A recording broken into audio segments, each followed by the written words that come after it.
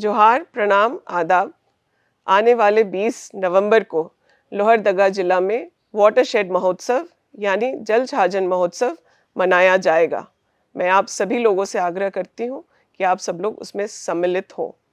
सालों के प्रयास से यह संभव हो पाया है कि झारखंड के 3 लाख हेक्टेयर ज़मीन को और मिट्टी को और जल को संरक्षित करते हुए हम लोग अपने भूमि को उपयोगी बना सकें, जलवायु परिवर्तन से बचा सकें और किसानों के आमदनी को बढ़ा सकें।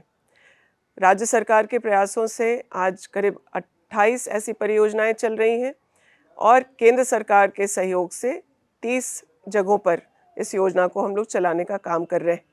इसका प्रभाव यह पड़ा है कि आज हम 40,000 हेक्टेयर जो अनुपयोगी ज़मीन थी उसको खेती के काम में ला पा रहे हैं।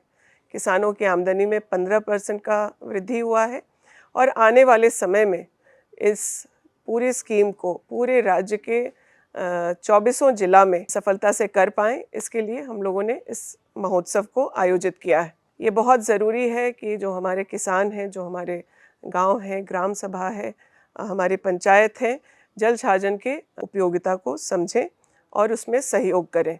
सरकार के प्रयास से कुछ इलाकों में ग्रामवासी बहुत सजग हुए हैं और जब हम लोग 25वीं वर्षगांठ मना रहे हैं झारखंड की स्थापना की, तो आप लोगों ने देखा होगा कि अलग-अलग पंचायतों में लोगों ने अपने जो जल स्रोत हैं, चाहे वो पोखर हो, छोटे-छोटे नदी नालियाँ हैं, वहाँ जाकर के पूजा अर्चना करके वहाँ पर पानी जल का अर्पण करके कलश यात्राओं को भी किया। प्रयास सरकार के द्वारा लगातार की जा रही है, लेकिन यह सफल तभी हो पाएगा जब ग्रामीण इसमें सम्मिलित होंगे। समुदायों के इस कार्य में आने से आसपास की मिट्टी और जल तो संरक्षित होगा ही, जलवायु परिवर्तन से हो रहे प्रभाव भी कम होगा और हमारी मिट्टी और उपयोगी होगी और जल का स्तर भी बढ़ेगा।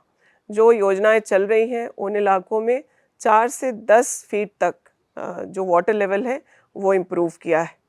मैं इस वीडियो के माध्यम से, इस संदेश के माध्यम से पूरे झारखंड वासियों से यही आग्रह करना चाहती हूँ कि आप लोग वाटरशेड से जुड़ी हुई योजनाएं जो सरकार के द्वारा चलाई जा रही हैं उससे जुड़ें और इस राज्य को और सशक्त करें। धन्यवाद।